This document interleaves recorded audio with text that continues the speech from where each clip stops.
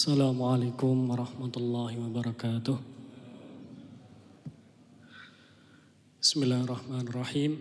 Alhamdulillahirabbil alamin. Shalatu wassalamu ala asyrafil anbiya'i wa imamil mursalin sayyidina wa maulana Muhammadin wa ala alihi wa sahbihi ajma'in. La haula wa la quwata illa billahil aliyil azim. Amma ba'du. Hadratal muhtaramin wal mukarramin, jamaah sholat maghrib di Masjid Jenderal Sudirman rahimakumullah.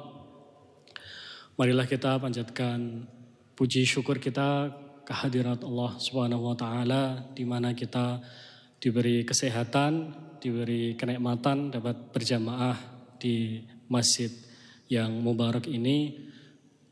Kedua kalinya sholawat dan salam mari kita haturkan kepada junjungan kita Nabi besar Muhammad sallallahu alaihi wasallam. Semoga kita selalu mendapatkan syafaatnya di dunia dan di akhirat nanti. Ketiga kalinya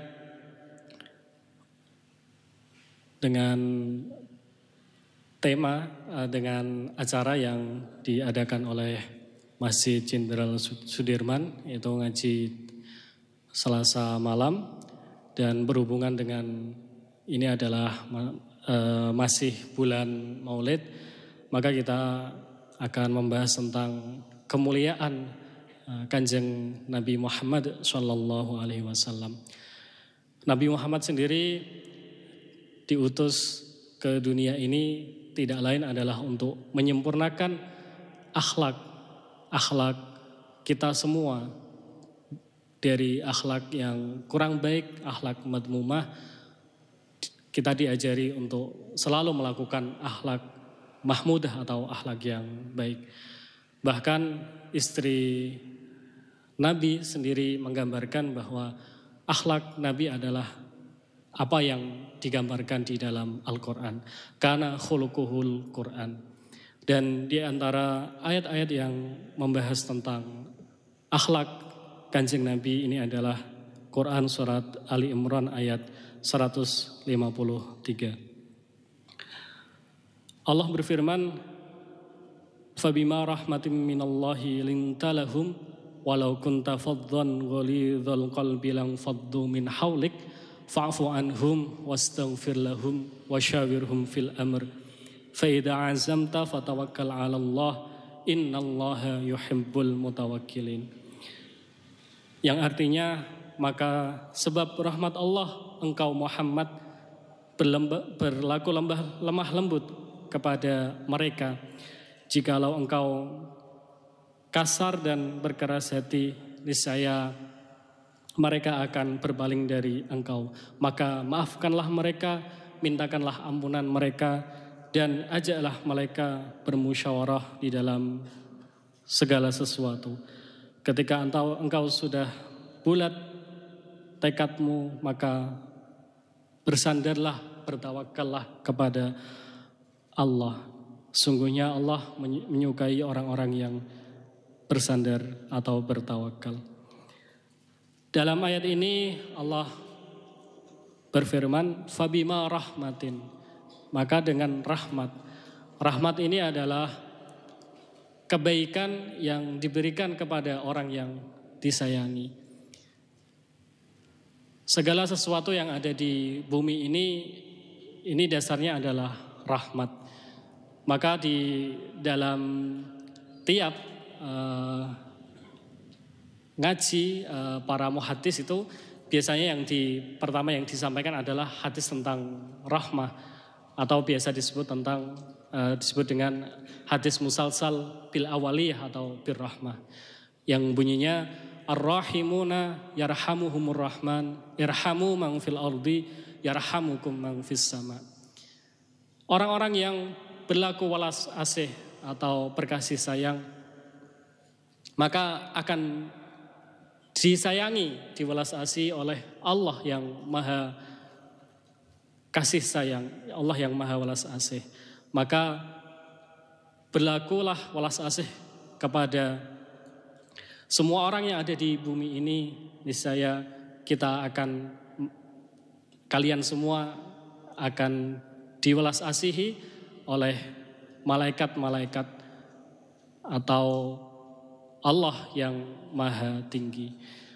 Oleh karena itu dalam ayat ini fabima rahmatin minallahi. Jadi Nabi itu bisa welas asih kepada orang-orang, baik kepada sahabat maupun kepada orang-orang musyrik yang ada di Mekah Madinah, itu adalah karena rahmat Allah. Kita semua juga bisa welas asih, ini semua adalah karena rahmat Allah. Oleh karena itu di dalam Al-Mufradat fi Gharibil Quran,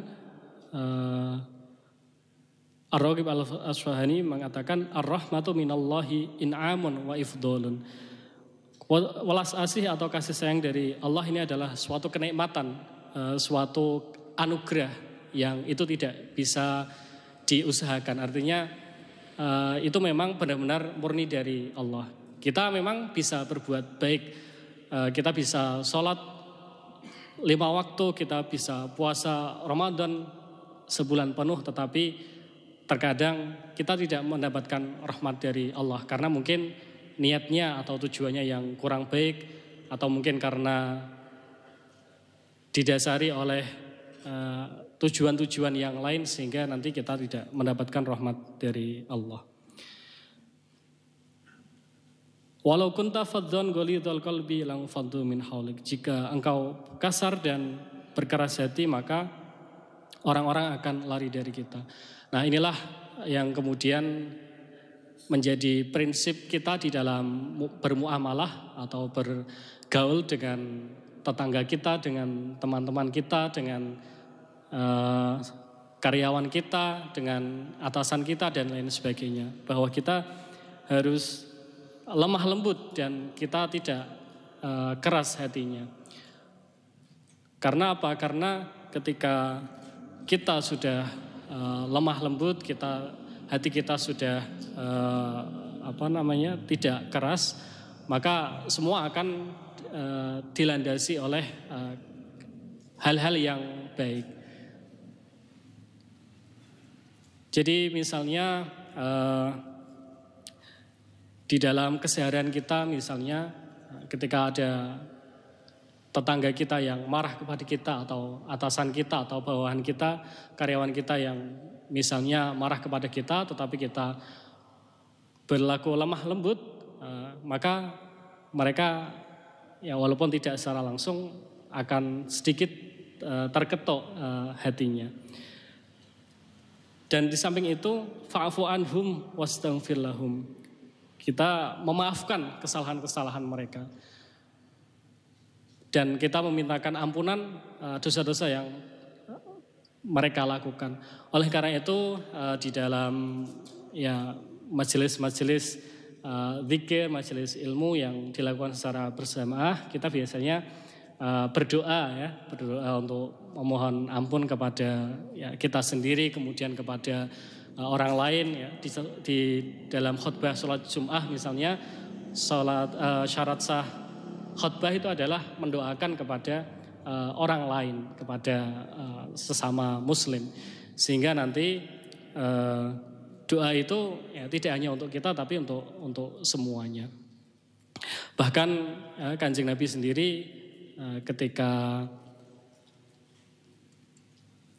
diberi kabar tentang umat-umatnya yang masuk surga, Kanjeng Nabi memikirkan bagaimana yang tidak masuk surga ini nanti bisa masuk ke surga. Oleh karena itu fa'fu anhum wastaghfir lahum. Ya, ini merupakan akhlak-akhlak yang bisa kita tiru di dalam bagaimana Kanjeng Nabi bermuamalah atau bergaul dengan masyarakat atau bergaul dengan yang ada di sekitar, di lingkungan beliau. Bahkan ketika ada orang yang non muslim ya menyakiti Nabi pun Nabi tidak langsung marah, tidak langsung membalas. Bahkan ketika ditawari oleh malaikat Jibril untuk membinasakan orang-orang musyrik di sekitar beliau tidak mau. Bahkan mendoakan agar ya anak turun mereka ya itu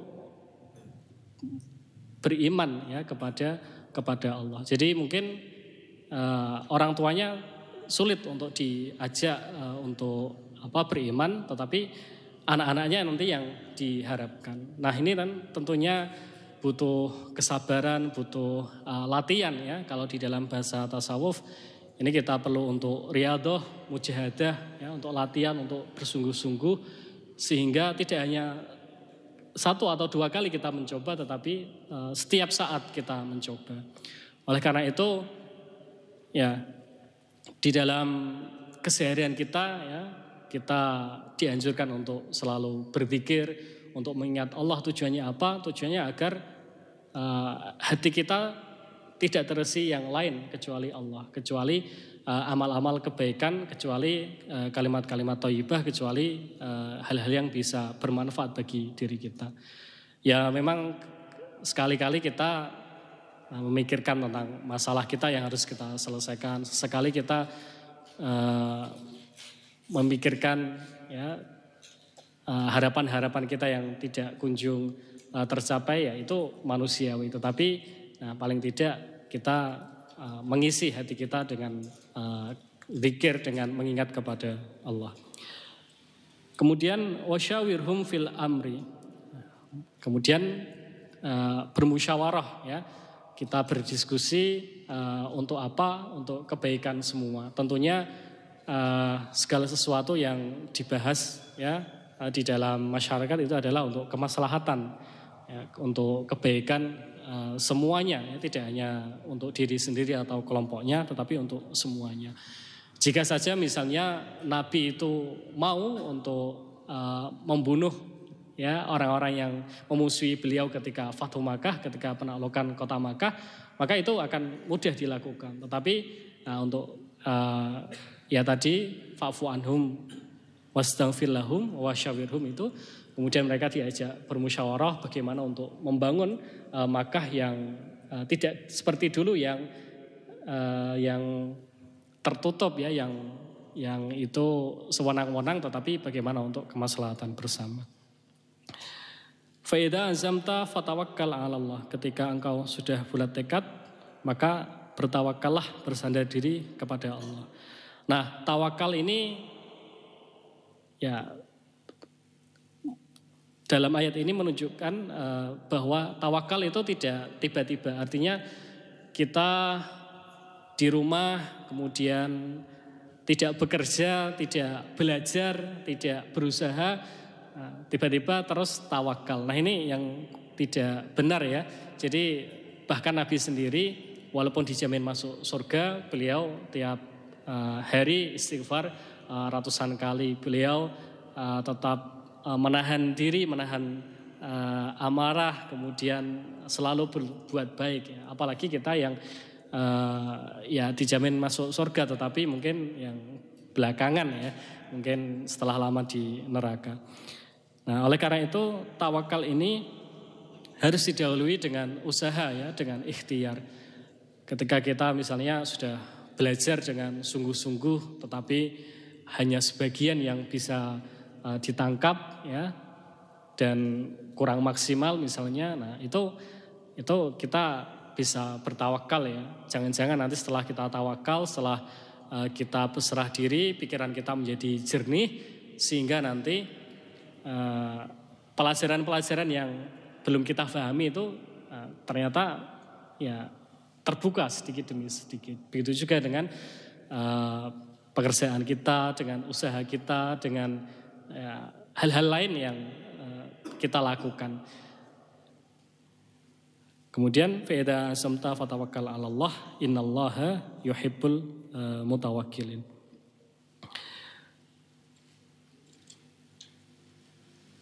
Nah, kemudian di dalam tafsir Al-Bahrul Madid fi Tafsiril Qur'anil Majid karya Ibnu Ajibah ya disampaikan ya, fa in qila hal yushtaratu fit tawakkuli tarkul asbabi amla.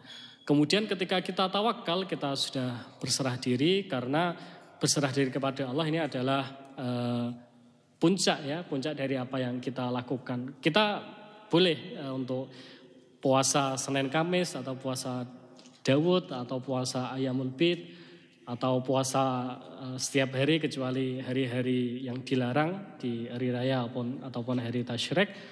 Kita boleh tahajud tiap hari sampai ratusan rakaat. Kita boleh khatam satu hari satu Al-Quran.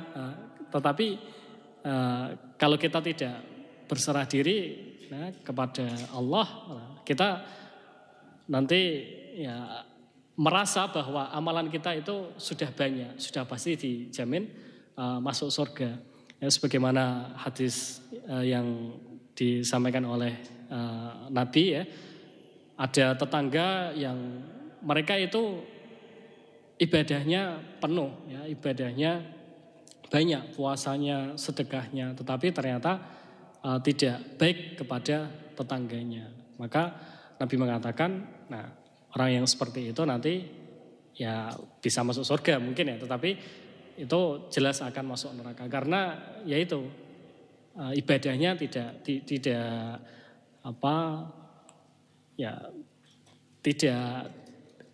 dibarengi dengan kebaikan ya, dengan dengan tetangga-tetangga dekatnya. Tetapi orang-orang ya yang sholatnya itu ya hanya 5 waktu, puasanya hanya Ramadan, hanya kewajiban-kewajiban tanpa melakukan kesunahan, tetapi berbuat baik kepada tetangga, kepada orang lain, maka itulah nanti yang akan masuk surga. Jadi ya amalan-amalan kita tidak tahu. Bahkan di dalam suatu hadis Nabi mengatakan ya bahwa ya, beliau masuk surga itu karena rahmat dari Allah, bukan karena amalannya. Jadi ya amalan itu sebuah usaha, tetapi untuk diterima atau tidaknya, nah, itu adalah keputusan dari Allah. Maka kita dianjurkan ya untuk tawakal ya. Fatawakkal 'alallah, innallaha yuhibbul mutawakkilin. Nah, tawakal ini harus meninggalkan usaha-usaha atau sebab akibat atau tidak. Fal jawabu anal asbaba ala thalathati aksamin. Ahaduha sababun ma'lumun qat'an qad ajrahullahu ya fahadala jusutarkuhu kal akli liraf'il ju'i wal libasi liraf'il barati. Nah, ada sebab maklum, sebab akibat yang diketahui dengan pasti di dunia ini ya. Misalnya kalau kita makan ya untuk menghilangkan lapar, ini harus harus dilakukan ya, tidak boleh ditinggalkan. Jadi kita makan ya, ini akibatnya nanti adalah kita menjadi kenyang ya. Kemudian kita memakai pakaian untuk menghilangkan rasa dingin. Nah, kemudian yang kedua, atsani sababun madnunun ya, sebab-sebab yang itu tidak pasti ya, itu masih di dalam prasangka, ketijarati wa talabil ma'asyi wa syibhi dzalika fa hadza la yuktahu fi'luhu fit tawakkuli. Nah, kalau yang pertama ini sabab maklum tadi ya, yang pasti itu kita tidak boleh tawakal. Ya, kita misalnya tidak makan kemudian bersandar diri kepada Allah agar kita menjadi kenyang, ini tidak bisa ya, karena ya kalau mau kenyang ya harus makan ya, seperti itu. Nah, yang kedua ini adalah sabab yang itu masih prasangka ya, seperti orang berdagang ya, kemudian orang bertani itu kan hasilnya tidak pasti. Orang bertani seperti kalau kita ya lihat di desa itu kan sepertinya padinya sudah siap panen, tetapi tidak tahu tiba-tiba ada banjir, tiba-tiba ada tikus, tiba-tiba ada ya, angin puting beliung, maka itu tidak bisa dipanen. Oleh karena itu kita dianjurkan untuk bertawakal ya, untuk sabab madnun ya, sabab yang itu masih dalam prasangka. Fa inna tawakkula min a'malil qulubi la min a'malil badani wa yajuzu tarkuhu liman qawiya alaihi. Nah, karena tawakal ini adalah termasuk perbuatan hati ya yang dilakukan oleh hati kita, maka ya boleh ditinggalkan ya bagi siapa ya liman qawiya alaihi, bagi yang ya ketika dia tidak pasrah kepada Allah itu dia kuat ya. Artinya ketika dia berdagang atau bertani misalnya siap untuk rugi ya dengan kalkulasi yang diperhitungkan, maka itu tidak apa-apa ya. Karena itu tidak perbuatan badan ya, tidak perbuatan fisik. Maka Imam Ibnu Ajwah mengatakan wa yajuzu tarkuhu liman qawiya alaihi. Maka itu bisa ditinggalkan. Tetapi ya bahwa tawakal itu tetap dicintai oleh Allah. Ya, karena apa? Karena ya kita misalnya berdagang ya, mengajar atau bekerja atau bertani dan lain sebagainya. Kita itu kan niatnya sudah baik, niat untuk agar kita bisa beribadah ya, meneruskan hidup ya, menjaga jiwa ya, termasuk hifdzun nafsi. Ya, kemudian kita memberi makan keluarga kita, ini kan juga pahala yang lain. Jadi pahala itu sangat banyak sekali ya di dalam kita melakukan pekerjaan itu. Nah, belum lagi nanti kita ya menyekolahkan anak kita, ini sudah pahala lagi. Nah, jadi sangat banyak pahala yang kita hasilkan dari pekerjaan itu. Ditambah lagi puncak terakhir itu adalah tawakal ya. Tawakal ini kita berserah diri, entah nanti misalnya gajinya cukup atau tidak, hasilnya cukup atau tidak, itu nanti kita berserah kepada Allah, ini sudah termasuk pahala tersendiri.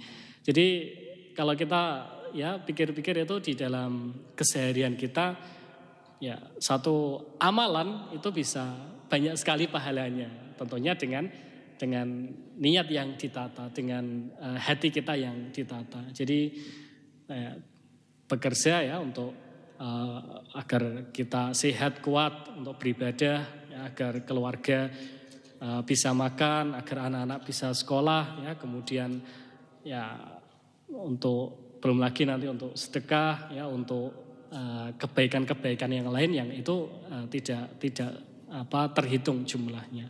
Tetapi tentunya pahala-pahala itu tidak untuk kita kalkulasi ya, seperti perhitungan pasar, perhitungan ekonomi ya, 1 tambah 1 2, 2 tambah 2 4, itu tidak seperti itu. Nah, itulah kemudian kita disarankan ya, dianjurkan untuk bertawakal dengan menyerahkan apa yang telah kita lakukan ini kepada Allah ya. Nah, kemudian yang terakhir ini adalah sabab mauhum ba'idun. Ya fahada yukdau fi'luhu fit tawakkuli. Nah, ada ketika itu sabab mauhum, sabab yang itu banyak salahnya ya. Maka ini tidak boleh ya untuk bertawakal. Qultu wala ala hada mithlu talabil kimiyai wal kunuzi wa ilmin nari wasihri wasybihi dzalik. Seperti ya, ilmu-ilmu sihir ya, kemudian ramalan-ramalan. Nah, ini sabab mauhum, sabab yang banyak salahnya. Maka kita tidak boleh tawakal. Kita misalnya ya tiba-tiba ketemu orang diramal, kamu ini nanti akan kaya, kamu akan jadi pejabat dan lain sebagainya. Nah, ini tidak boleh tawakal. Jadi ini bahkan ini harus dihindari. Karena apa? Karena ya ilmu-ilmu seperti itu kan seakan-akan ya ngilani ya, atau melangkahi apa yang ditetapkan oleh Allah. Nah, ketetapan Allah sendiri ini di dalam dunia ini adalah berdasarkan secara umum ya, berdasarkan sebab akibat. Ketika kita melakukan kebaikan, maka hasilnya adalah kebaikan ya. Man amila sholihan falinafsihi wa man asaa fa'alaiha. Tetapi memang kebaikan itu ya, atau keburukan itu kadang tidak langsung. Artinya kita melakukan kebaikan, kita biasanya dengan cepat ya mendapatkan kebaikan itu. Tetapi kan ya mungkin kebaikan itu diubah dalam bentuk yang lain. Misalnya kita ya menanam cabai ya, itu kan hasilnya cabai bisa diharapkan. Tetapi ternyata ada penyakit, ada hama-hama yang menyerang itu. Nah itu kan kita ini saya sudah berbuat baik semaksimal mungkin, tetapi kok malah seperti ini. Nah bisa jadi ya ketika cabai itu berbuah dengan baik, bisa jadi itu malah kurang baik untuk kita ya. Misalnya nanti malah mengganggu pencernaan ya, atau mungkin nanti ya bisa mengganggu kesehatan dan lain sebagainya. Jadi bisa jadi itu kebaikan itu dibalik yang tidak kita harapkan. Nah maka ya sebisa mungkin ya itu kita berbuat baik agar hasil yang kita dapatkan ini adalah hasil yang benar-benar baik. Jadi berdasarkan hukum sebab akibat. Oleh karena itu ya kita dalam lingkungan kita, dalam masyarakat kita ya, apapun yang kita lakukan, profesi apapun yang kita lakukan ya, selama itu adalah untuk tujuan baik, itu semuanya akan tetap diberi pahala oleh Allah Subhanahu wa taala. Jadi bukan berarti misalnya seorang ulama, seorang kiai itu pahalanya lebih besar daripada yang tidak ulama, tidak kiai itu tidak seperti itu ya. Ya bisa jadi sama, bisa jadi mungkin karena kiai itu ya muridnya banyak ya, kemudian amal jariahnya lebih banyak ya, atau mungkin ya yang biasa-biasa saja mungkin lebih banyak, karena mungkin tidak semua orang itu kan ya niatnya itu sudah benar. Artinya yang banyak pengikutnya itu belum tentu niatnya itu baik. Tetapi ya kita tidak bisa untuk menuduh atau berburuk sangka kepada yang mungkin ya lebih dari kita ya. Akan tetapi ya kita berusaha untuk beramal baik sebisa mungkin, semaksimal mungkin, sehingga nanti ya kebaikan itu kembali kepada diri kita. Nah, aspek-aspek memaafkan, kemudian memintakan istighfar, kemudian musyawarah dan tawakal ini adalah hal yang ya sebenarnya ringan untuk dilakukan, tetapi memang butuh istiqomah ya, karena ya perbuatan sifat-sifat seperti ini harus kita latih ya setiap saat, tidak hanya satu kali ya. Kita memaafkan itu terkadang ya sulit ya pertama kali kita mencoba untuk memaafkan, tetapi kedua kali mungkin kesulitan itu berkurang, ketiga kali, keempat kali. Nah ketika sudah terbiasa tentunya kita akan ya tanpa berpikir panjang, tanpa kita pertimbangan apapun, kita bisa dengan cepat untuk memaafkan ya. Memintakan istighfar ya, ini juga sulit ya. Kita memohon ampun kepada Allah untuk diri kita saja sulit ya. Jadi kadang kita ya tidak sadar dengan dosa-dosa yang telah kita lakukan, tidak sadar dengan kewajiban-kewajiban yang itu kita belum maksimal untuk menjalankannya. Apalagi memintakan istighfar, memintakan ampun kepada orang lain ya.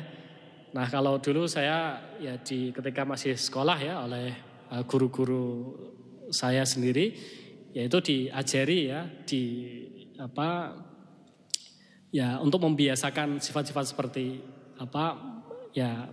memaafkan dan memintakan ampun kepada orang lain. Itu ketika mau tidur ya kita selain berdoa untuk tidur ya kita beristighfar ya, kita memintakan istighfar yang umum ya, istighfar itu yang astaghfirullahaladzim li walidayya wa li ashabil huquqi alaiya wa li jami'il muslimina wal muslimat wal mu'minina wal mu'minat wa atubu ilaihi. Itu yang paling ringan. Jadi kita memohonkan ampun untuk diri kita, untuk ya orang tua kita, untuk ashabil hukuk. Ashabil hukuk ini adalah orang-orang yang kita itu merampas hak-hak mereka. Jadi ya terkadang misalnya ya termasuk anak kita sendiri kadang kita rampas haknya ya.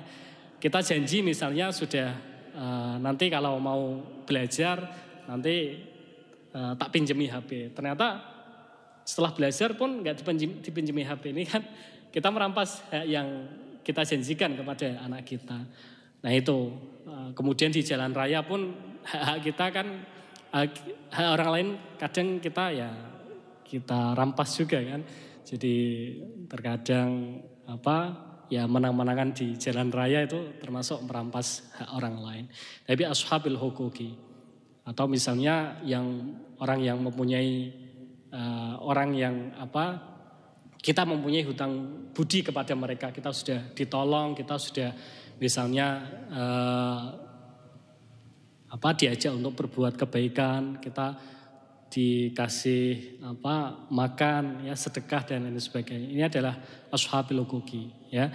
Kemudian jami'il muslimin wal muslimat wal mu'minin wal mu'minat. Nah, ini sudah pasti untuk semua orang muslim ya, mukmin yang ya tentunya mereka tidak terlepas dari dosa baik besar maupun kecil. Nah, itu. Jadi sebelum tidur untuk meminta istighfar. Nah, itu nanti kalau sudah ya berjalan lama ya, itu akan menjadi sebuah kebiasaan yang itu nanti tidak perlu kita pertimbangkan lagi. Jadi itu ya untuk membiasakan memintakan ampun ya dan memberi maaf kepada orang lain. Kemudian musyawarah ya. Musyawarah ini kalau dalam kaidah fikih itu ya untuk kemaslahatan ya, termasuk tasarruful imam ya lirra'yah manutun bil maslahah. Jadi pemimpin ya, kita kan juga sebagai pemimpin keluarga, pemimpin rumah tangga, pemimpin adik-adik kita ya, teman-teman kita. Nah, ini semua harus berdasarkan maslahah. Nah, kalau semuanya berdasarkan maslahat, maka ya itu akan menguntungkan ya, akan membawa kebaikan bagi semuanya ya. Nah, kalau musyawarah tujuannya untuk tujuan politik tertentu, untuk tujuan tertentu ya yang menguntungkan salah satu pihak, nah itu nanti itu tidak baik ya. Itu tidak sesuai dengan apa yang dicontohkan oleh Nabi. Bahkan ketika Hajar Aswad itu jatuh dari tempatnya ya, semua suku yang ada di Makkah pada waktu itu kan diajak Nabi ya untuk bersama-sama meletakkan Hajar Aswad kembali ke tempatnya. Jadi bukan hanya karena Nabi berkuasa kemudian Nabi yang paling berhak, itu bukan, tapi semuanya diajak ya agar ya merasa diorangkan, agar merasa dihormati dan lain sebagainya. Nah, dalam salah satu hadis ataupun makalah ya dikatakan ma khaba manis tasyara. Tidak akan rugi orang yang meminta musyawarah ya, meminta pertimbangan dari orang lain. Karena sifat dari manusia sendiri itu adalah cenderung untuk sesuai dengan kemauannya sendiri. Kalau tidak sesuai dengan kemauannya ya itu salah ya, itu tidak benar dan lain sebagainya. Oleh karena itu di dalam musyawarah ya banyak sekali nanti pandangan-pandangan yang berbeda atau pertimbangan-pertimbangan yang itu mungkin ya tidak terfikirkan oleh kita sendiri. Nah, itu bisa dipertimbangkan. Kemudian yang terakhir ini adalah tawakal ya. Tawakal ini ya pokoknya ya nanti hasilnya seperti apa, tentunya semuanya menginginkan hasil yang terbaik, tetapi ketika hasil itu ya tidak sesuai dengan yang diharapkan, ya itu ya tentunya itu ya mungkin karena ya ada kekurangan di dalam proses itu, atau mungkin karena ya ada skenario Allah yang mungkin lebih baik dari itu dan lain sebagainya. Jadi tidak rugi ya kita bermusyawarah maupun bertawakal.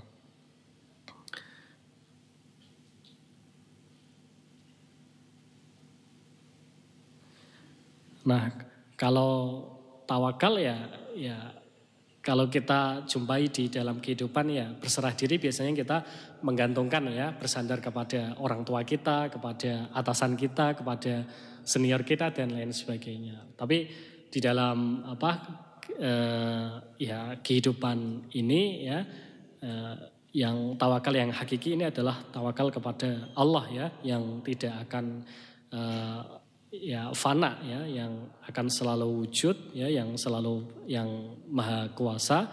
Sehingga di dalam Al-Qur'an disebutkan wa tawakkal 'alal hayyil ladzi la yamutu wasabbih bihamdi. Jadi tawakal itu ya hanya kepada Allah ya. Kalau tawakal kita kepada orang yang akan mati, setelah mati nanti kita tawakal kepada siapa? Kita berserah diri kepada siapa? Nah, itu tawakal yang fana ya, yang tidak hakiki. Sehingga nanti ketika tawakal kepada Allah, kita ya penyerahan diri kita akan hakiki, penyerahan diri kita akan kepada Zat yang maha menguasai semuanya. Mungkin itu untuk kajian kita tentang sifat-sifat Kanjeng Nabi Muhammad SAW pada malam hari ini. Semoga kita semua bisa meniru akhlak-akhlak Kanjeng Nabi dan kita bisa istiqomah untuk melakukannya sehingga kita nanti termasuk orang-orang yang mendapatkan syafaatnya, mendapatkan pertolongan dari Nabi dan diakui sebagai umatnya nanti di akhirat. Demikian kurang lebihnya kami mohon maaf apabila ada kata-kata yang kurang berkenan ataupun kurang sesuai. Walafu minkum, wallahul muwaffiq ila aqwamit thoriq. Wassalamualaikum warahmatullahi wabarakatuh.